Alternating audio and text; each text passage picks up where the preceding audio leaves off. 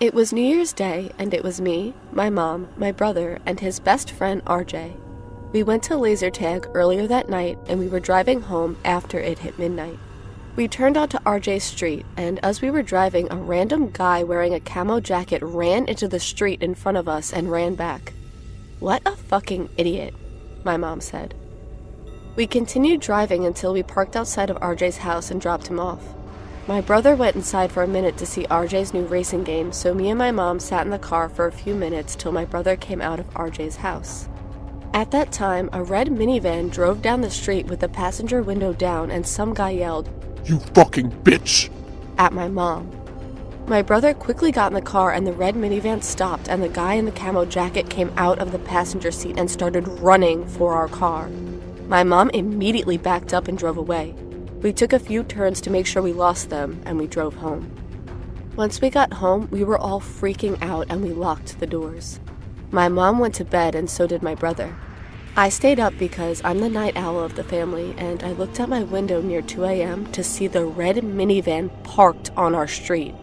I tried to see who was in the car for a few minutes, till one of the people in the car went on their phone. From the light coming off the phone, I could tell it was the guy wearing the camo jacket from earlier.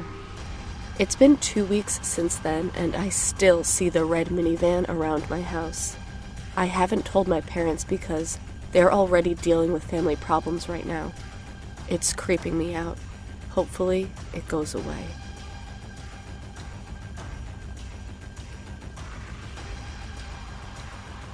I will give you a bit of information about me before I go into this story.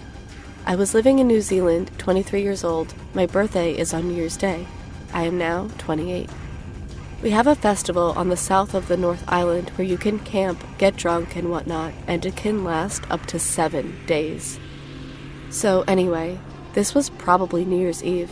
People had been up for days, and I had woken up early and decided to have a shower before everyone woke up and used all the hot water. I took all my belongings I needed and walked first to the toilet. These ones were up some stairs in a portable building. They were sectioned for boys and girls. As I walked up the stairs, I heard someone call out to me. I looked around and saw a guy walking towards me. I stopped because I thought maybe he wanted to ask me a question about the camping grounds or something. He came up to me and said, "Hey, I'm... blah blah, I don't remember his name," What's your name?" and proceeded to hold his hand out to shake mine. I was like, "Oh, hey," and shook his hand. I thought this was weird as I was way up the stairs, and when I pulled my hand away, he held on and said, "Can I get your number?" I ripped my hand out of his and gave him a look that said, "Yeah, fucking right, mate," and laughed, and he looked offended, so I said, "It's 6 a.m., and you've introduced yourself to me while I'm on the way to the toilet. I'm not giving you my number." He shrugged and went on his way, or so I thought. When I finished in the toilet, I came out the door and briefly looked up, where I noticed him crouched behind a tree. He didn't see me see him, so I kept it that way, to scope out what he was doing. As I walked to the shower, in the corner of my eye, I noticed him run from behind the tree to behind a building they used to sell food that was closer to me. I was shitting my pants at this point, and the stairs to the shower were behind the building, so I walked that way, and instead of going up the stairs to enter the showers, I ran and hid. Then I saw him run around the building and up the stairs. I bolted. I was so angry and scared at this point. I kept running till I found some poor hungover boy who was spewing his guts out and told him what happened, and asked if I could just stand with him for a bit. Not that it would have been much help if that guy came looking for me, but the company was nice. After a bit, I had calmed down and decided to look for security as I didn't want anyone else to go through this. So I thanked the boy for his company and found one of the security officers on duty. As we searched the campgrounds, there was a hilly part that blocked one section from the other. We walked over it and found 2 guys picking up anything they could find to throw at tents, and lo and behold, he was one of them.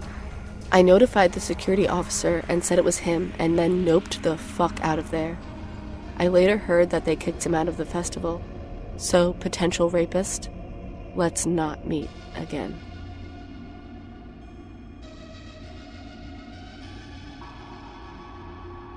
Let me give a brief introduction of what I do on New Year's Eve. Every New Year's Eve, my family and two of my cousins go to this awesome park in the beachside area of Glenelg, Adelaide. We have a picnic and play such a good game of cricket until about 11 p.m., which is when we all have dessert as a family.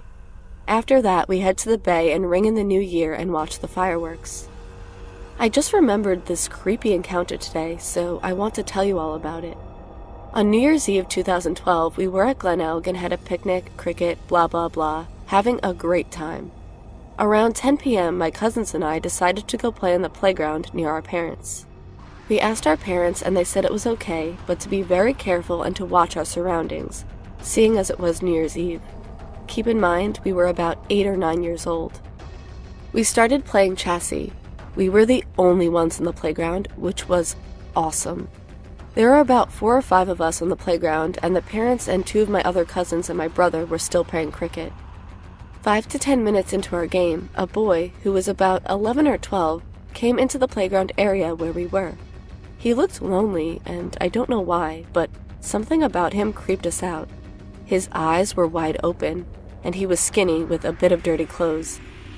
We didn't think much of him, so we continued playing. This is where it gets creepier. There are 3 different ladders around the playground.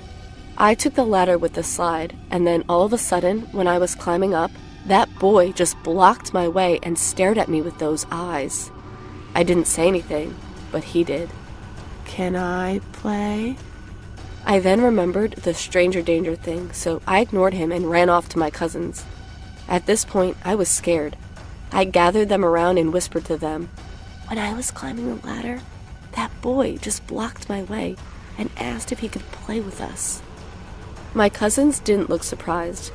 One of my cousins, who we will call by the name Z, who was only 6 years old, told us that he came up to her and said the exact same thing, but she ignored him and ran off too. That's exactly what I did. I told them we should just continue playing and not worry about him. Let's just see what he does. We all agreed and continued. When we were playing, he was just sitting on the seesaw, rocking on it and staring at us with the most awful smile for about 20 minutes, to be precise. We didn't go to the area where he was, and actually, we kind of forgot about him until he screamed, "You're in danger now! Ha ha ha!" It was creepy. Luckily, we were close together when he said that. The chaser was near us too, so I told him, "Let's get out of here." We could hear running footsteps on the bark, so we bolted to our parents. We told them what happened, and they said we are not allowed to go back there. After this encounter, we completely forgot about him and went to play cricket with the others. As we were walking towards the game, my cousins and I looked at the playground to see if he was there. He was just blatantly staring at us with that smile of his. That creeped us out. Thankfully, we haven't seen that boy on New Year's Eve since 2012.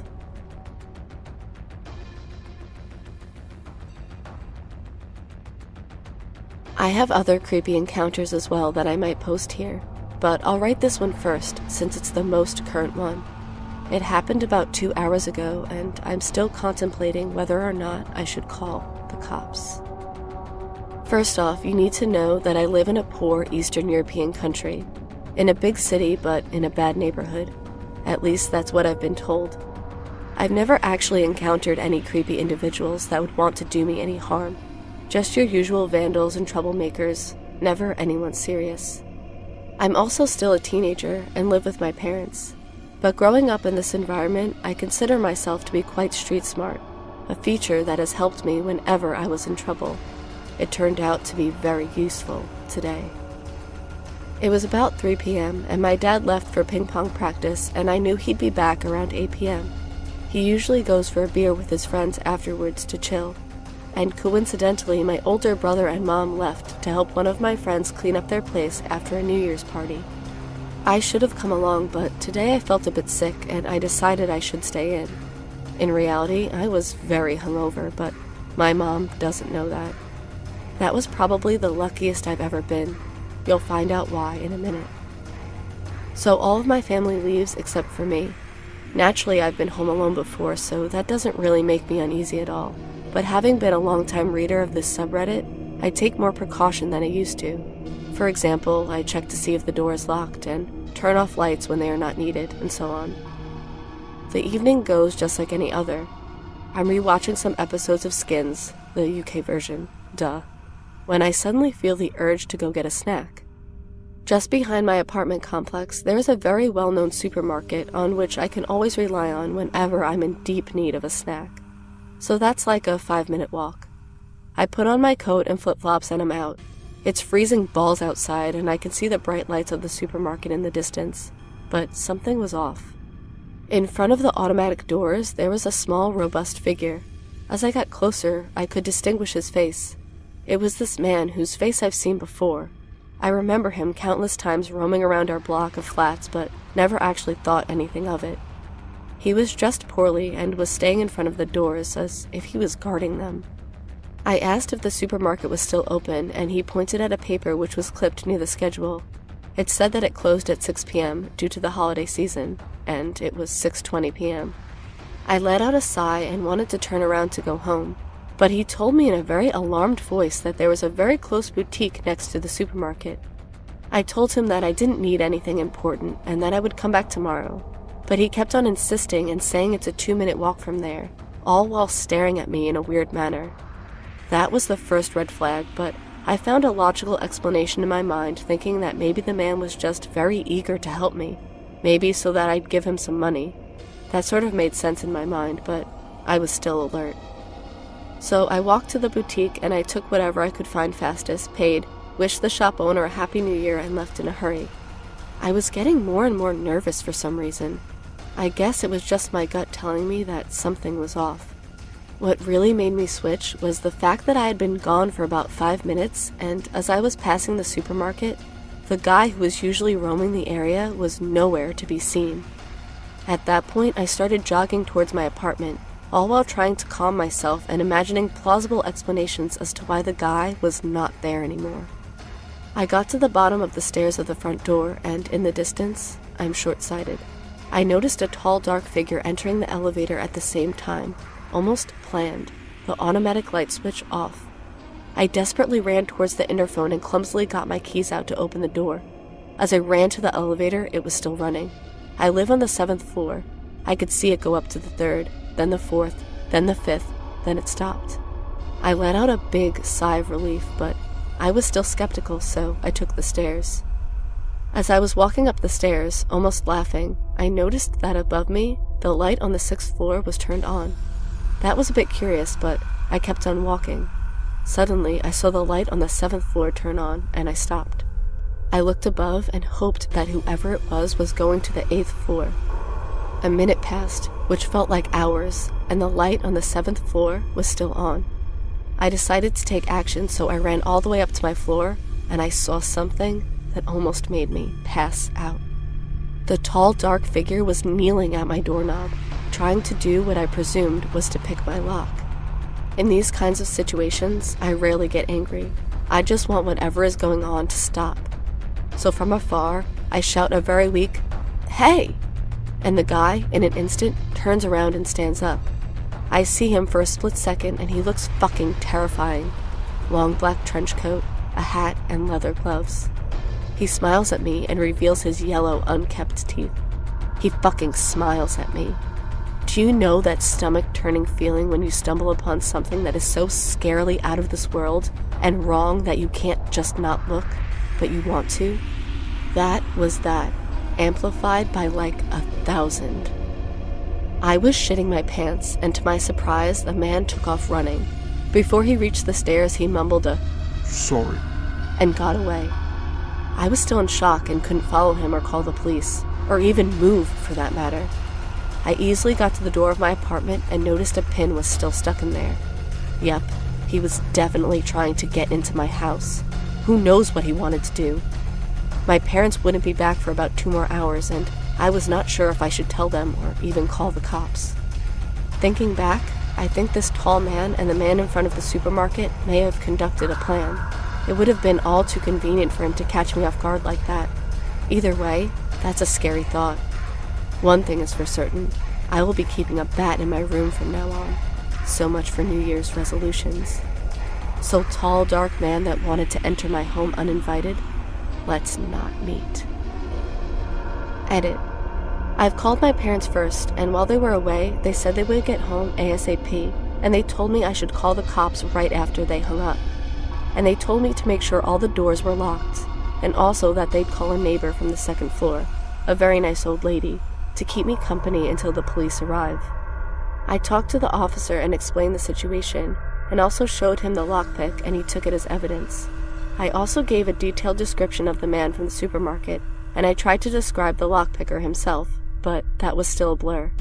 He said that he'll leave some of his men to patrol the area. I was lucky he was very nice about it. Police here usually aren't.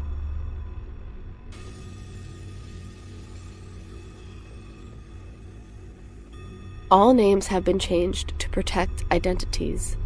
The events in this story are all true, and to be quite honest, scared the living shit out of me. I may pretend to be tough and brave, but I'm quite easily spooked. This is by far the most creepy thing that has happened to me to date. I usually feel fairly safe in my town, but this one incident has certainly awakened me to the fact that no place is perfectly safe. It was this New Year's Eve just gone when my friend called me and asked if I wanted to go to the New Year's Eve festival at the beach with her and her boyfriend. Being the kind of person who normally just stays home and does nothing special for this particular holiday, of course I agreed. Every New Year's Eve, my town holds a festival at the beach in celebration.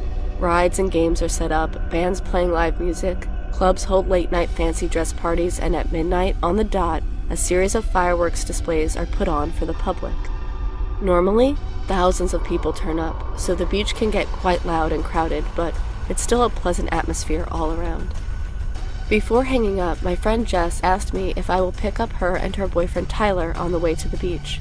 She also lets me know that one of our other close friends is coming along and that we should go straight to her unit so we can all walk down to the festival together. I tell Jess, no problem, and then go to get ready. In about a half an hour, I'm ready. I do not yet have my license, so I asked my dad if he would pick up my friends and drop us all off. He agreed. It only takes about 3 minutes to drive to my friend's place, and then a further 10 minutes to drive to my other friend's unit. My other friend Haley lives in a small 2-bedroom unit with her mother. The unit is right next to the beach, and it only takes around 5 minutes to walk down to where the festival takes place. When we arrive, she is already outside waiting for us, standing on the balcony and enjoying the sunset. We all file out of the car, making sure to thank my dad for dropping us off, and then head upstairs to greet Haley. We all hug and begin to catch up as we hadn't seen each other for a couple of months. Graduation, work, and life just got in the way. We all headed inside for about 10 minutes to grab a drink and catch up a bit more. Haley's mother came out and talked to us for a bit as well. At this point, the sun had almost well and truly disappeared, and so we decided this was the perfect time to head down to the festival. The walk down to the beach was pleasant. It was a warm night. There was a cool breeze to ward off the heat, and the whole area smelled of cotton candy, buttered corn, and warm donuts. We spent the first few hours going on rides together, and then we went and bought some food and sat down on the sand to eat it. So far, the night was amazing. As usual, whenever I went out with my friends, there was always a parent with us. No parents this time. It felt great. Felt like freedom. After eating, we went up to the stage where the live bands were playing and danced for about an hour. There were plenty of classics being played such as YMCA, Time Warp, and various hits from Grease. All in all, it was a really fun time. After an hour of dancing to music, the 4 of us decided to head back to Haley's unit for a drink of water, as we had spent all of our money. At this point, it was well and truly dark, around 11 o'clock, and the heat of the day had subsided to a pleasant warmth. We walked along the path merrily, saying Happy New Year to every passing group or cop. A few party-goers on the 4th floor of an apartment complex shouted, "Hope you have an epic New Year!" drunkenly at us. We laughed and wished them the same. As we walked further away from the crowds and the noise, the light grew less and less. There aren't many streetlights near my friend's unit, and we were soon engulfed in a soothing darkness with only the moon to light our way. It was at this point that I, for some reason, began to feel uneasy. It was too quiet for my taste. You know that feeling you get when you're being watched, or at least you think you're being watched? That exact feeling washed over me. and I subconsciously moved to walk in between Haley and Tyler instead of walking on the outside of the group. I shrugged off the feeling after that, attributing it to the fact that perhaps my ears were just too used to the loud noises of the festival. They were, after all, ringing a bit. We ran into another group of people we knew from school along the way, and the feeling was completely forgotten. I had missed these people after graduation and immediately struck up a friendly, light-hearted conversation. We parted ways as we made it to Haley's unit block and climbed up the stairs to her unit. Haley's mother and her mother's boyfriend greeted us upon our arrival, and we all got a drink of water from the refrigerator before relaxing together on the couch. We were all a tad worn out at this point, and the fireworks weren't for another hour, so we decided to chill the unit and head down to the beach around 11:45. We all joked around and had a snack, and then Haley asked if she can sleep over at my place. I ring my folks, check if it's okay with them, and they give me the okay. My parents love having Haley over. She's a very well-mannered person and likes to help out where she can. At 11:45, we all leave the unit and begin heading down to the beach. We only get about a minute down the road before Haley says that she has forgotten her pain medication for her bad knee, which she's supposed to take before bed. At this, Jess seems a little annoyed but reluctantly agrees that we should go back so that we do not have to make another trip back to hers at the end of the night. We head back, and the whole way Jess seems a little distant, like her mind isn't on the conversation at hand and she's focused on something else. I am the most quiet and observant of the group, so I notice her silence pretty quickly since usually she's a big chatterbox. I ask her if she's alright and she replies, "Of course," and so I simply leave her to her thoughts. After retrieving Haley's pain medication, we head back out again. This time, Jess suggests we walk on the other side of the road where it is more well lit and there are parents with their children on the playground. We think nothing of it and agree, as both Haley and I have poor night sight and a bit more light would be rather welcome. When we are halfway across the road, Jess mutters, "Don't look behind us." My first thought is that maybe there's a drunk with their pants down taking a piss against the wall or something, but then Jess adds, "Walk faster." I begin to feel uneasy and immediately obey her request, knowing that whenever Jess seriously tells us to do something, it's usually for a good reason. None of us look back, despite the nagging human instinct to look. I trust Jess. When we are across the road, I ask Jess what is wrong and what has her so on edge. She replies to me, "There's 3 guys in black hoodies following us. I recognize them from earlier." Earlier? I think to myself, puzzled. And then Jess explains that she saw those same 3 men. They had to be men. They were tall and bulky. When we came to the unit for water earlier.